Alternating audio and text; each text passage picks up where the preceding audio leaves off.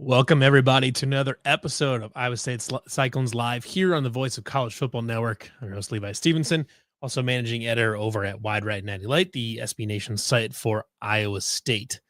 Happy to be back once again. Dukester's in here first already, getting after it right away.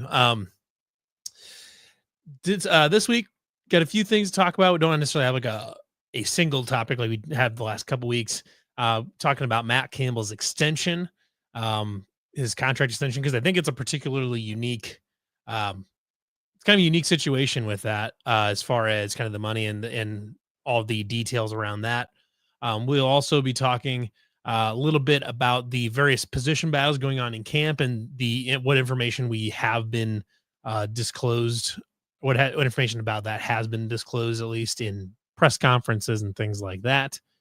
And then talk a little bit about some of the freshmen on the team that I believe have a decent shot at getting playing time this year, beyond just the random special team snap, things like that. So as always, this is a Q&A thing. So if you got any questions, please go ahead and throw them in the comments. I'm more than happy to answer any of them, whether it's about Iowa State football or anything else, really. And depending on if we've got people in the chat that decide that want to call in, we can probably make that happen too. So first up for the day is going to be Matt Campbell's extension. So Matt Campbell, where am I? There it is. So Matt Campbell signed a brand new contract. It was agreed to last fall, but it was finally kind of signed on the dotted line this week and finalized, or at least announced as finalized anyways. And there's a few different parts to this that I think are really, really interesting. So let's kind of take a look at what's going on here. So, as reported by Max Olson, so it's an 8-year extension. So he's signed through 2032. And then he is, there we go. I like that a little better. Yeah, like that. Okay. So anyways, signed through 2032. He's getting $5 million a year, which for a coach that has won as much as he has at a difficult play for the job that he's done at Iowa State, $5 million is probably not as high it's not as much money as he deserves. But that is because he voluntarily capped his own pay. We can check out kind of the full tweet here too. So finalized an extension through 2032. He'll earn $5 million a year in total compensation. The three times Big 12 Coach of the Year took a discount on the deal to ensure his staff pool increased and allowed ISU to allocate an additional $1 million in revenue share funds for football. So he limited his own pay specifically to make sure that his assistants get paid well, and that Iowa State can continue to work through the budgetary, whatever you want to call it, constraints, obstacle course, whatever you want to call it. I don't want to call them problems, maybe problems, but just the challenges of funding revenue share in the long term, working through that. $1 million out of 20 and a half it's only 5%, but it's 5% directly out of the pocket of Matt Campbell, which I think is really, really big. But getting the assistants paid is also very interesting here, or it's particularly notable. And the reason that I am not surprised that this is part of his contract situation, as far as increasing pay, for making sure his assistants pay stays competitive and making sure everybody's taken care of, along with the revenue share thing, is because this is not actually the first time that Matt Campbell has functionally paid his assistants out of his own pocket. During the COVID season, when lots of teams across the country were docking pay, like they were cutting pay for the head coach and assistants to try to clear up some cap space, or to clear up some budget space, to account for budget shortfalls because of lost revenue at home games and TV revenue and all that coming down. Lots of people had their pay cut. Um, but at Iowa State, Matt Campbell cut his own pay specifically to pay his assistants. And I don't know if he paid like 100% of the difference, but he paid his own assistants out of his own pocket in 2020 for COVID. Um, so this is a not a surprising move. You know who Matt Campbell is. Um, and then the revenue sharing thing too is another big part of this because the challenges that Iowa State and frankly Iowa um, face going forward as far as covering the costs of revenue sharing and essentially pay for play to the athletes is that there really isn't any expectation that the coach needs to cover this or that they're responsible for this in any way. But Matt Campbell took it upon himself to try to make the situation better at Iowa State. And I know going into the 10th season of the Matt Campbell era, we shouldn't be like the idea float that somehow it continues to float around the internet at times, but the idea that Matt Campbell isn't here for the long haul or that he's, just looking to jump up as soon as he can type of thing. If that anybody that still believes that he's looking to, he's looking to get out to get to a bigger job or whatever it is. Not only should him going into his 10th season at Iowa State be, a pretty big, indicator that that's not the case. Him docking his own or, decreasing his own pay to cover $1 million in the budget for athletics to cover revenue sharing is that's about as big of a billboard as you can put up as a coach saying, I'm not looking to leave. If he thought it was going to be a big problem going forward, and he was worried about it and he was thinking about maybe leaving after this year or something like that, you're not going to dock your own pay. You're not going to dock yourself $1 million just to cover, a year or two of revenue sharing. It's just, you never see, frankly, people, but coaches in general do things like this. True acts of, I know, which is, it's funny to say because he's still earning $5 million a year. Like he's still going to be paid $5 million a year, but it's uncommon to see things like this where in a sport that historically has very, the coaching, the coaching carousel for a long time has largely been driven by this external pressure to, job hop, to jump up to the next job, to get a little bit more pay, to get to a slightly more prestigious program and to do all this and, not worry about having to kind of restart every few years. Cause you just got to keep, winning. You just got to win in the moment. And then you just go up to the next thing and don't worry about, anything else going on. And I think this move is such a good counter to that entire mindset that I don't know if people are giving it the proper credit for what it is. They just see an extension they see a Power 5 football coach that's already making a bunch of money and not really seeing the contract for what it is, which is a commitment to Iowa State, a commitment to making the revenue sharing, to keeping Iowa State competitive, in the Big 12 and across the country. Because Matt Campbell absolutely believes he can, not just make it to a playoff, but get to a playoff and maybe, not just make it to a playoff, but win a playoff game or something like that, win a Big 12 title. That's you don't do this if you're on your way out the door or you are getting ready to leave or anything like that. Even coaches that are planning to be there for a while don't typically do this. But it is remarkable because when you can do this type of thing and say, "Hey, I took," you know, he would never like brag about this to a recruiter or anything like that, but I hope a recruit can look at this and say, "Hey, look at this. This coach cares enough about this place and about the players to, take a decrease in his own pay, to limit his own pay specifically to help take care of his staff, to take care of the players, as far as their revenue sharing goes." So, it's I I think it's a really awesome thing because coaches are not expected to do that, and I don't know if they really should be. I mean, their contract is worth what he's worth.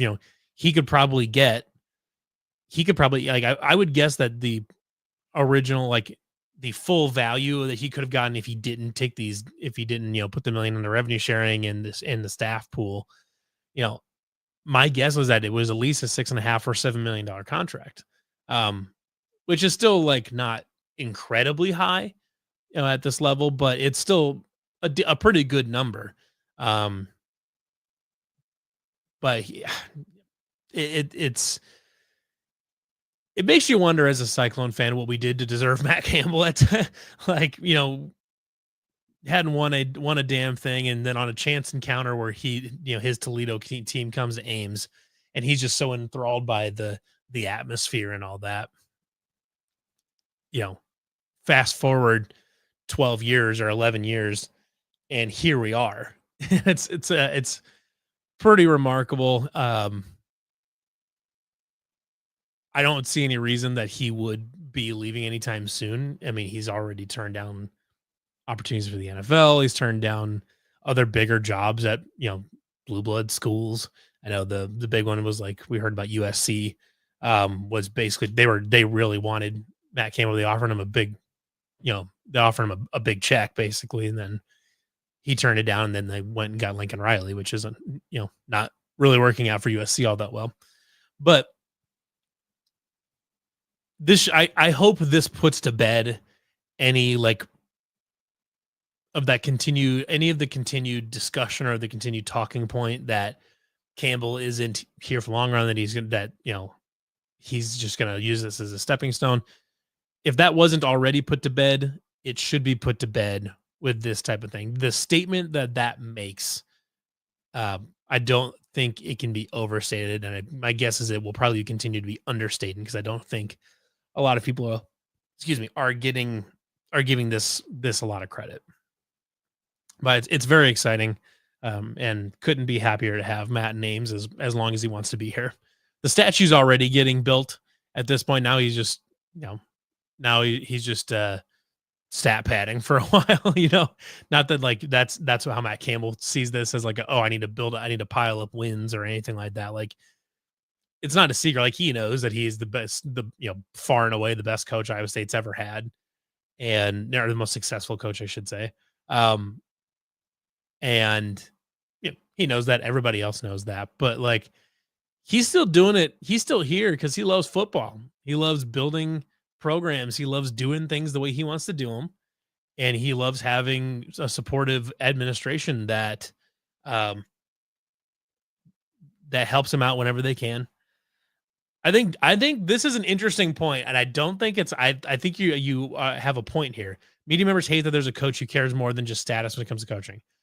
I would agree with that, and I believe that Matt Campbell would agree with that point as well. He's made that point a number of times in press conferences, where he is talking about being somebody or doing something, and he recruits guys that want to do something rather than be somebody. And he's talked a number of times about the kind of lamenting the current direction of society where it's, as he would describe it, it's about me, and what can I do for myself, and versus what can I do for us, for the team, for the people around me, for my family, for my friends, for my teammates, all of that, you know. And I think because that is such a and I think there's absolutely a ton of truth to that. That I think it is such a pervasive part of modern culture that I think media members are quick to assume that all people that make a lot of money are like that. because I mean, frankly, there are a lot of people that make a lot of money that are like that, that are very much they're very self-serving, you know, uh, self-serving, probably narcissistic to a certain extent. You know, just a lot of things, a lot of traits we used to associate as being negative, and now they've kind of gotten a weird positive spin now, where going and get your bread and going taking care of yourself and all this or whatever is valued above basically everything. And yeah, I don't need to get into like sociological philosophy or anything like that, but you know, taking care of yourself, making sure yourself is taken care of is one thing, but like leaving behind teammates or being selfish or not caring if your actions or affect other people is you know a different problem. Jaybird says it would be a heck of a memory if he could hit his 100th career win in Ireland. I think that'd be awesome. I mean, spoiler alert, I'm probably going to pick Iowa State to win in Ireland. Um, I think it'd be really cool to get his 100th win. He's already the winningest coach in Iowa State history. But getting the 100th win there, I think would be really cool. But the best part about it is Matt Campbell won't give two shits about it. He'll be asked like, "Oh, what do you feel? How do you feel about your 100th win?" He'd be like, "Ah, it's great, but we got South Dakota next week. We got to get ready for, and that we got to get home, get rest, focus on our recovery, get to practice, and get ready for South Dakota." And that's what you need to know about Matt Campbell, is that he truly doesn't care about any of that stuff. He clearly is not all that worried about the money part. Doesn't care about he doesn't care about the numbers or the trophies or any of that stuff. It's just he's here to win football games. He's here to mold young kids coming out of high school into functioning productive adults by the time they leave the Iowa State football program, and also just win a bunch of football games on the way there.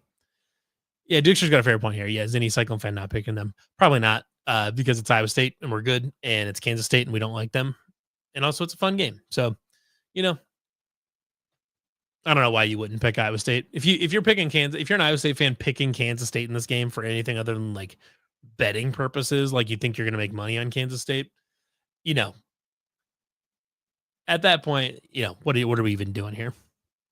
So, anyways, I just thought I was the news of extension, kind of just the terms coming out, I think speak volumes to what kind of how Matt Campbell treats the position, the job he has, the how he fits in the modern college world. He's certainly not beholden to the norms of his profession or to what modern society says he should do, or he should approach, his job status or anything like that. Dude just loves football, and he loves coaching at a place with fans and the administration that loves people that love football. So, hats off to Matt Campbell for that, and looking forward to having him around for the foreseeable future. Okay. Next up, some fall camp position battles.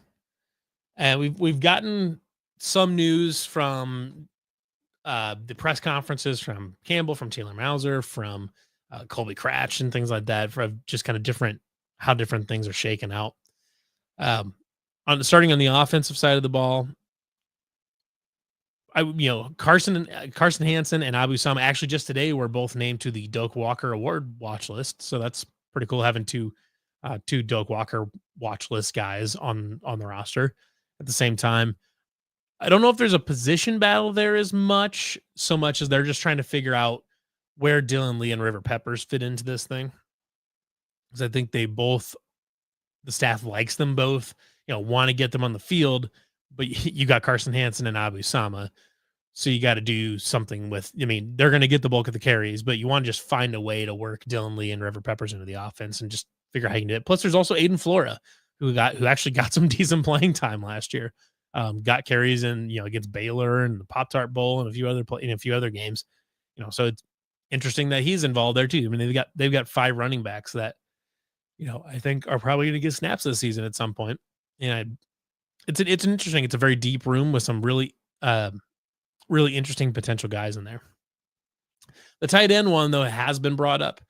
I don't think it's really a conversation so much as is Ben Bramer there, starting as Gabe Burkle starting. It's going to be Ben Bramer and Gabe Burkle are going to be 1 and 2. Whatever one you want to put where, I guess, but it just depending on the formation, the play of the running and stuff like that is how they'll determine that. But Ben Bramer and Gabe Burkle are definitely your 1 and 2, but the position battle, as Matt Campbell described it as a position battle, was really if Cooper Alexander, how he's going to get involved with this. Now, Cooper Alexander redshirted last year. He was hurt for a good chunk of last year. But if you remember, he came out of Oklahoma, a high 3-star, I think maybe even a low 4-star guy in some services, tight end that I would say got out of Oklahoma. He picked us over the Sooners. Talented guy, played receiver in high school and just kind of bulked up a little bit to play tight end in college. The kid's a good route runner. He's got great hands. We just got to see how they're going to work him in, whether it's they're running 12 personnel and it's just Ben Bramer and Cooper Alexander instead of Gabe Burkle, or how they're going to do that. But I think it's interesting that that he's getting a talk, here, as a third tight end that's going to get involved in this rotation. I mean, you're going to see Cooper Alexander at some point. Like, it's going to happen, but just, we got to see how much that's going to happen.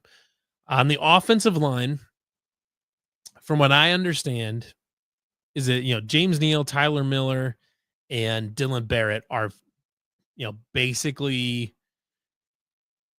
well, Tyler Miller and James Neal seem to be cemented into the left tackle and right tackle spots.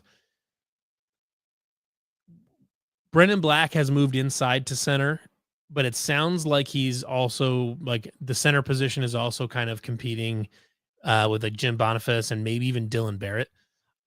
I would think Dylan Barrett would start at left guard like he did last year. But Iowa State typically does the best 5 strategy to formulating an offensive line. It's not my favorite, but I mean, I get it. You want to get your 5 most talented players, and they should, the interior guys especially should know how to play every position. I wish that they would be less fluid about, less, gung ho about, oh, let's move this guard to center, this center to guard, this guard to the other guard, this guard to tackle, this tackle to guard. I do wish that they would sort of, tinker with that a little bit less. Because I think if you can have people that come into the program and they get really good at the tackle spots, left tackle, right tackle, but, maybe mainly left tackle type thing. If you can have tackles and guards and centers, I just think that's the best way to maximize it going forward, where your centers can be centers and they can, because the center is a different offensive line position than the other 4. The guards have a different skill set and different task list than a tackle, but the center is unique to the line, being someone that's calling out, they're calling out assignments. They're identifying Mike linebackers. They're identifying, maybe helping assign, helping delegate pass protections and things like that, helping to communicate pass protections. They're kind of the informal captain of the offensive line. So that takes a different skill set. And I think you'd be better off just like, this guy's going to be a center. This guy's going to be a guard. This guy's going to be a tackle. Even if it, they mirror across the line, across the center, I really would like them to specialize more a little bit on those spots, and just instead of doing the best 5 approach. However, this is me communicating that on a YouTube show, and they are the ones currently coaching a Power 5 football or Power 4 football team that was in a Big 12 championship game last year. So I will defer to their wisdom, but it seems to make sense to me to try to specialize players a little bit more rather than doing the best 5 approach. But like I said, they're the experts. I'm hosting a podcast. So be interesting to see how that shakes out. Dylan Barrett, Brendan Black, Jim Boniface, Trevor Burr. There was a couple young guys that he brought up as well, but we'll see. Generally speaking, unless there's a really big standout or a very like specific position of fairly dire need, I would say it is generally pretty slow to get. They're not really gung ho about putting freshmen out there on the offensive line. But if there's a freshman kicking ass and earning a spot in the rotation, then who am I to tell them otherwise? Um, Moving to the defensive side of the ball, defensive end continues to be. I mean, that's the thing. That's the position that needs to be sorted out. Defensive tackle, nose tackle is basically set in stone. It's Dominique Orange, it's Zamir Hawk, and there's probably a few other guys in there too. But those are your two guys mainly. On the edge, it's got to be somebody. A defensive end, it's got to be Kenny Yogu or Cannon Butler or Vontroy Malone or any Miles Mendezoon, whoever it's got to be. All four of them will play. But we talked about this last week a little bit, but this line needs to get its shit together. One thing we did find out though is that Samuel Same has been moved back, or at least I don't think it's been announced in. I don't know if it's been announced in the presser or not, but Samuel Same has been moved back to offense or to outside linebacker, and which I think is really interesting because you see outside linebackers dropping down to the defensive line fairly frequently, um, but you really don't often see defensive line move back to the linebacker spot. Usually you'll see a linebacker move down to the defensive end spot they if they're struggling in coverage or whatever it needs to be. I don't really see you don't see defensive ends move back very much. But that tells me though is that they're planning on basically using him as a stand-up edge rusher of sorts. Like kind of like how we think we'll see Caleb Bacon this year, where he's just a guy. It's gonna be your Von Miller, Khalil Mack types, where they're stand up on the edge and they're gonna go get it. Now Khalil Mack has had his hand in the dirt more than Von Miller, but that kind of player, just a guy coming off the edge that can be full speed off the edge, basically. So that's an interesting thing there as far as bolstering the pass rush.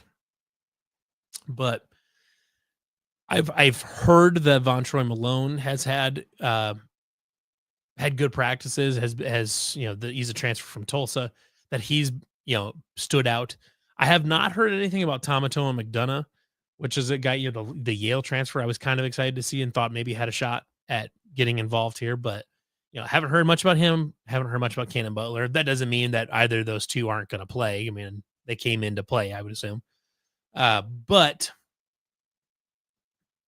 that position room's got to get figured out. Linebacker. Linebacker is a really interesting one because there are so many returning snaps and starts in this group. It is by far the deepest linebacker group in the Big 12.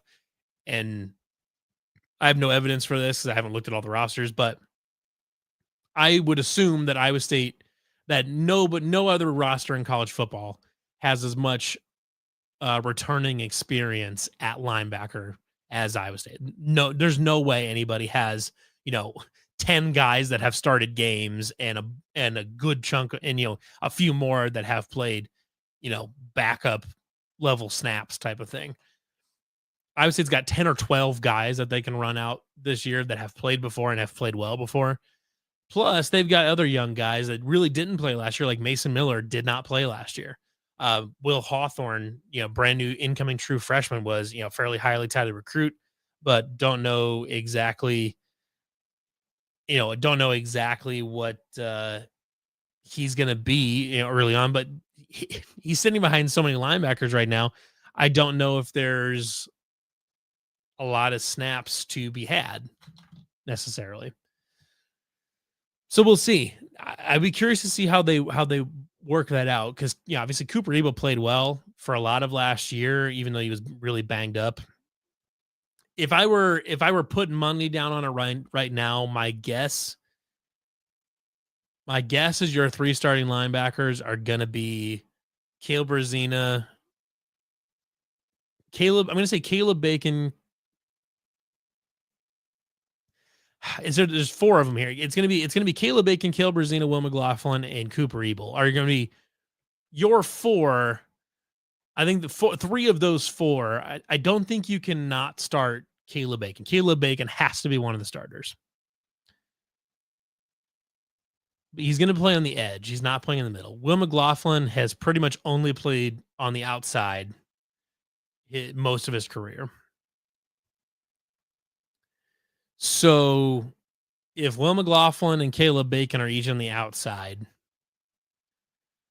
that in my mind leaves so you need a middle linebacker. Cooper Ebel only played on the outside last year. Could he play in the middle? Maybe. I don't know. Caleb Brazina did play in the middle last year and played very, very well in the middle. For that reason, my guess is that your starting 3 is going to be Will McLaughlin, Caleb Bacon, and Caleb Brazina. But Carson Willich was supposed to start last year, and he got hurt. So Carson Willich is somewhere in here. And there's Cooper Ebel, who started up, most games last year. Then there's John Klosterman, who played well last year. There's Zach Lovett, who was injured a bunch last year, but he's coming back and he's played a bunch of snaps. Then there's Will Hawthorne, and there's Bo Goodwin, who played a bunch of snaps towards the end of the year. And there's Ryland Barnes, who started a bunch of games last year. And I don't know what you do with it all. I don't know how you divide snaps or any of that, but you've got a wealth of resources there. Chris is exactly right. A lot of linebacker rotations, guys are going to be really fresh. And that's honestly with as many injuries as they had last year. You don't want to rotate too much because you want to let guys be able to get a feel for the game and that you want to let them get into a rhythm.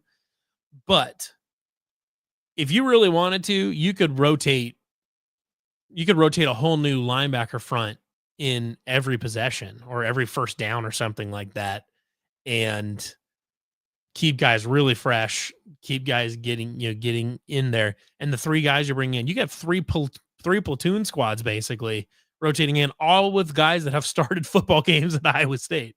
So it's a fascinating wealth of riches at the linebacker position that is, from what I can tell, it's probably pretty unique in college football, and is certainly unique in Iowa State football, history, especially in the Campbell era.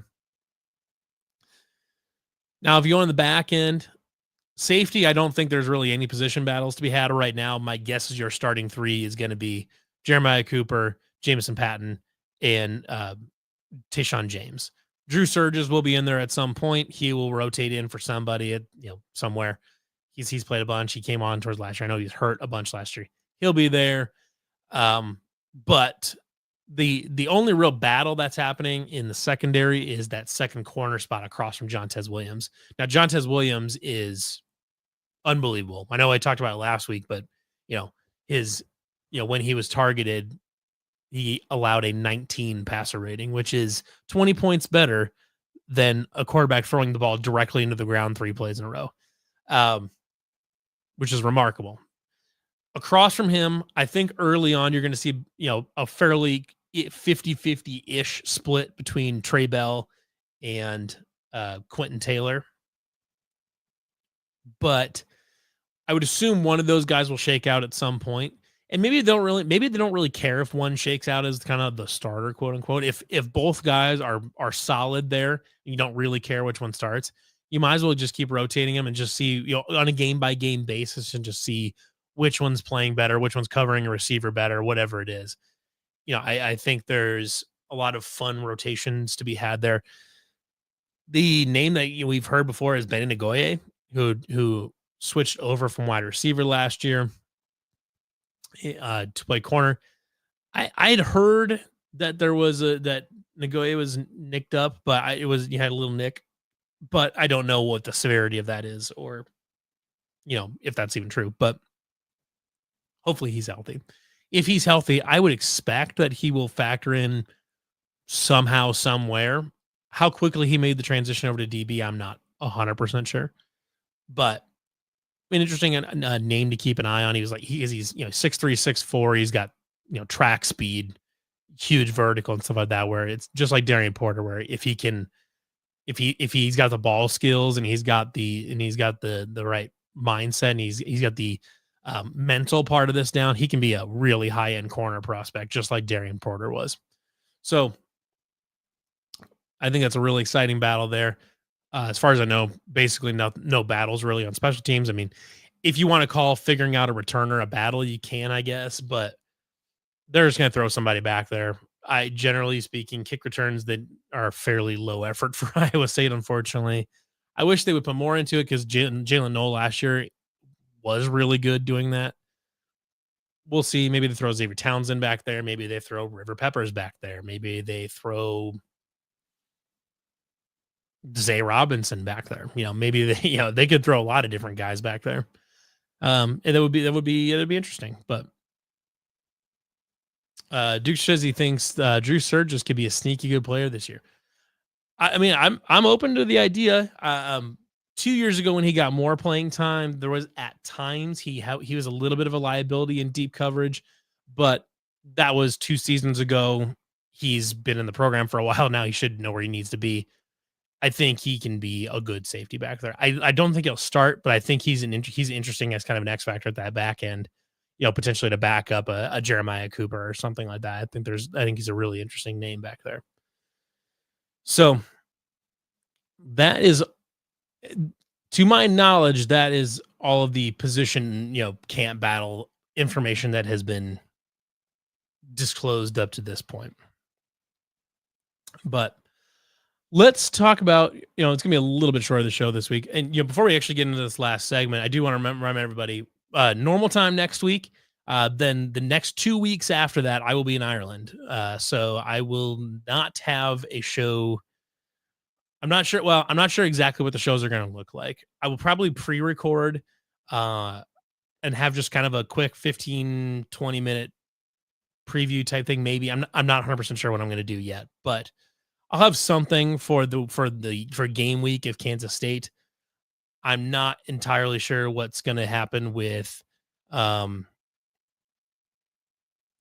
not entirely sure what's going to happen with the recap, but we will get something figured out.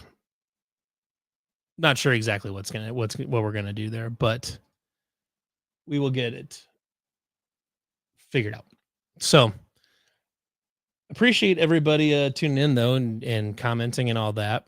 Let me let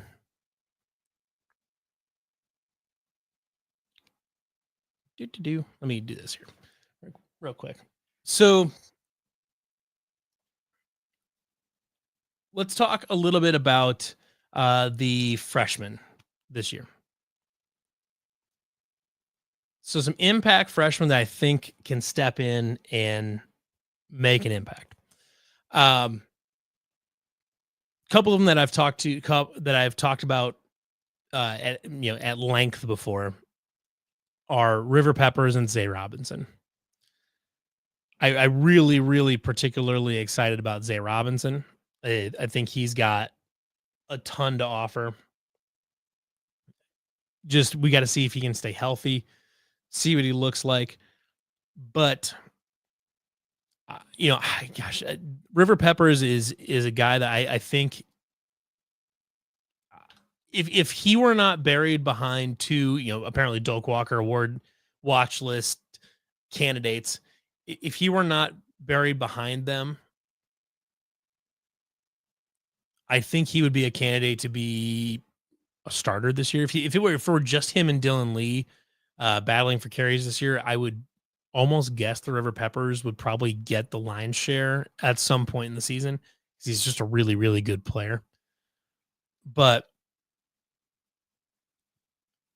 he's just buried behind somebody. So I'm kind of curious to see how they're going to get him the ball, especially if you can get him the ball in space. Maybe it could be a split backfield situation, or if Iowa State can get ahead, get a little bit of lead against South Dakota, I really like how that could possibly shake out. Maybe he can get some carries there. Dylan Lee will get some carries. Maybe he can get River some carries too. Zay Robinson, talked about before. He had some injury problems in high school. He's an electric player. Um, he's quick. He's dynamic. He's elusive. He's got good top end speed. If you can get him the ball in space, he can do a lot of fun things with it. He can, if you could run him on jet sweeps. You can get him in bubble screens. You can send him deep and see what happens type of thing. You could put him on returns.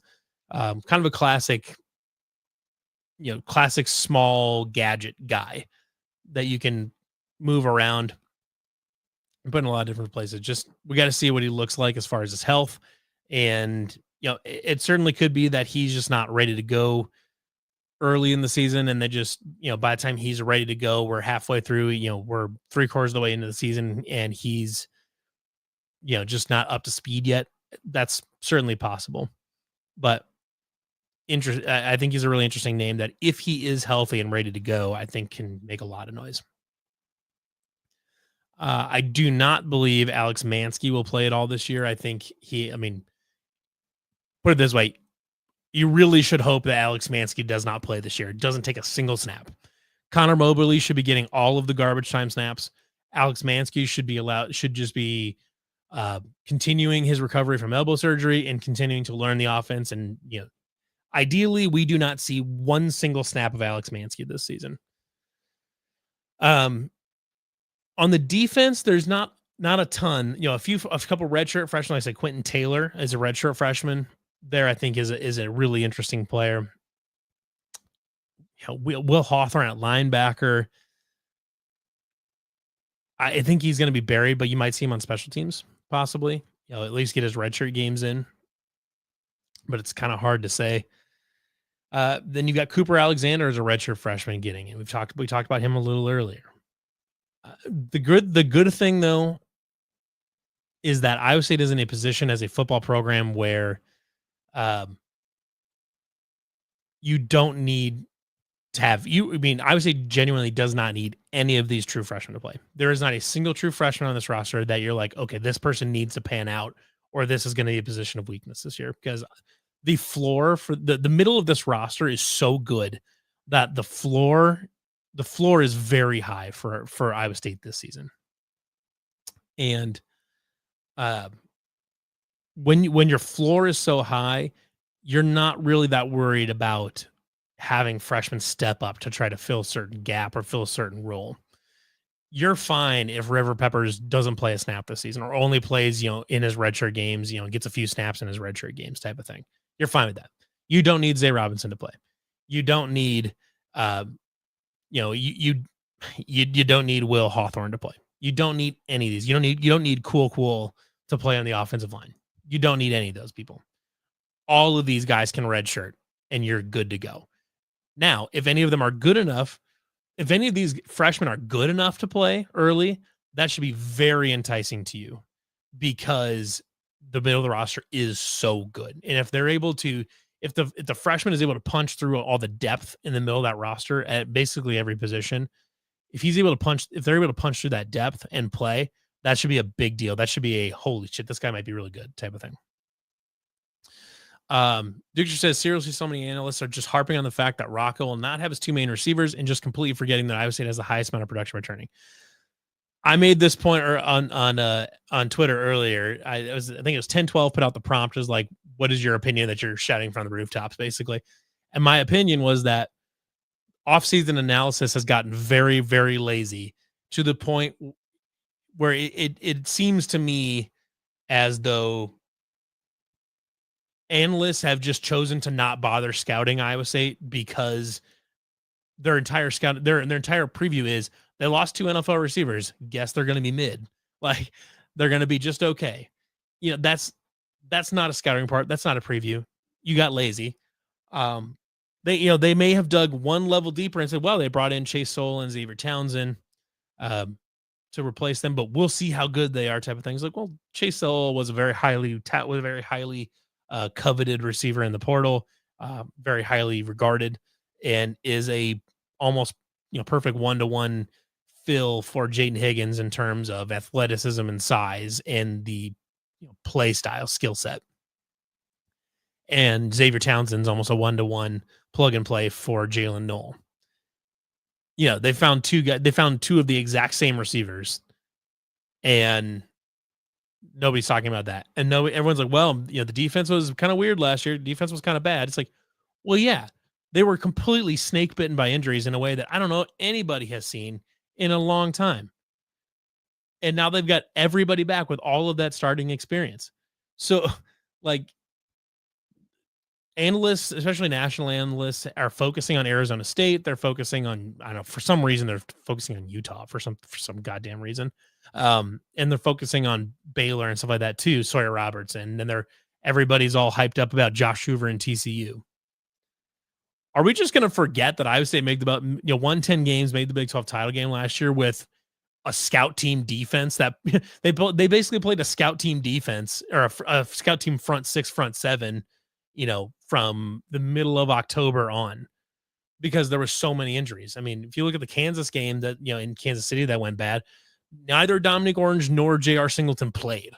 Like, the defense, the front six or front seven was so snake bitten by injuries that they were playing with basically like actual legitimate scout team players. Ryland Barnes and Bo Goodwin should not have seen the field last year based on, the depth chart at the beginning of the season, but they did. They started multiple games. They started half the season. So you have all of that factored in. You had one safety who was so banged up that he was told to medically redshirt before the season because he had no shoulders left. Malik Verdon basically played the Big 12 championship game in a bionic arm because he was so messed up. We know Cooper Ebel, who did play as a linebacker this whole time, was also banged up. It seemed like the corner position was basically the only position that didn't deal with like a bunch of injuries.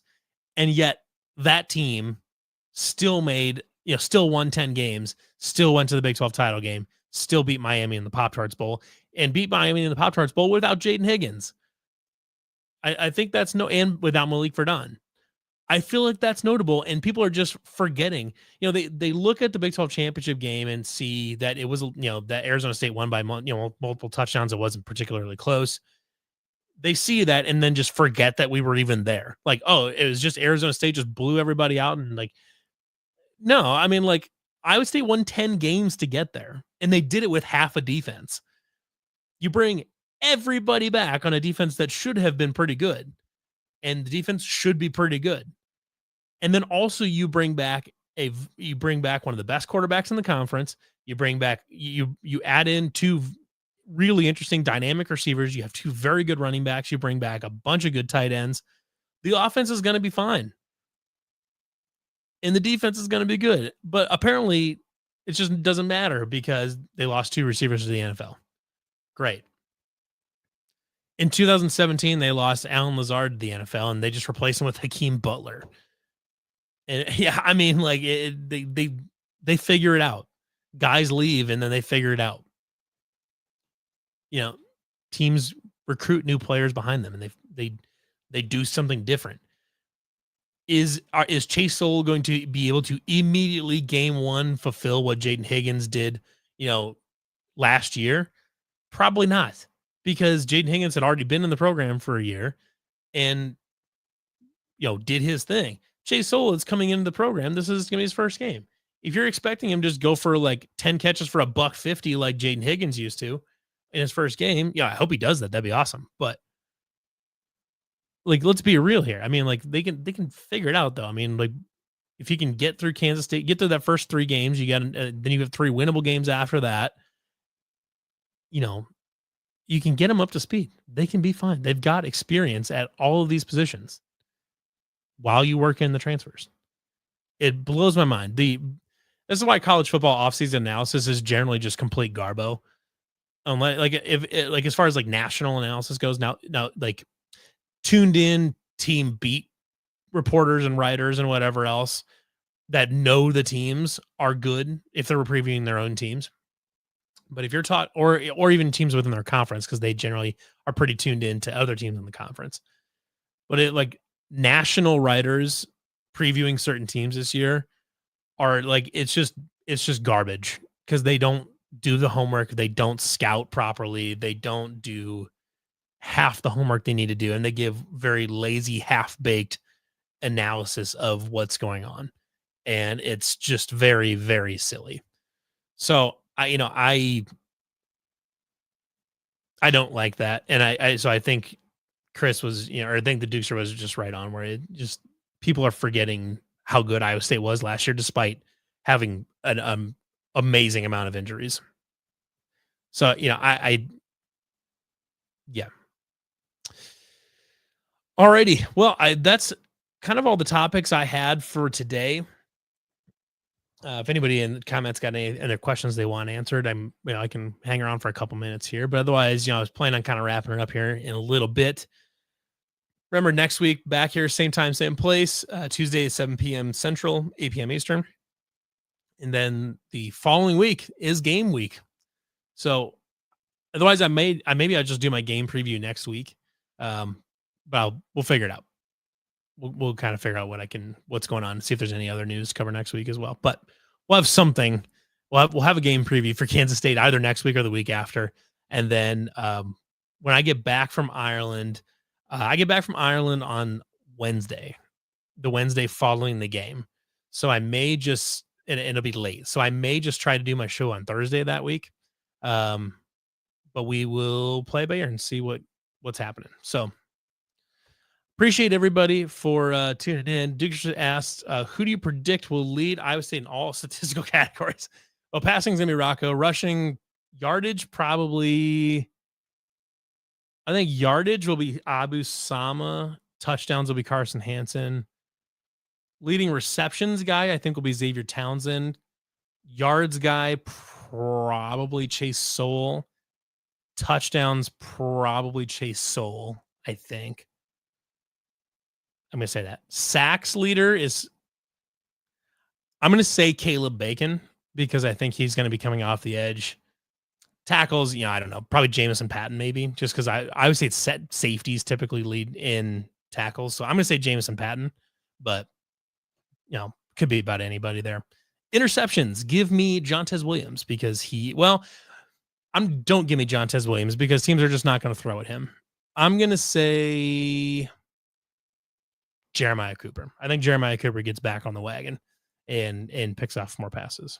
So, all righty. I think we're going to wrap her up this week. Appreciate everybody for tuning in, for commenting, and for joining the discussion. It's a good time. I always enjoy doing these. So we'll be back again next week, Tuesday, 7 p.m. Central, 8 p.m. Eastern. And everybody have a great rest of your week. Go Cyclones.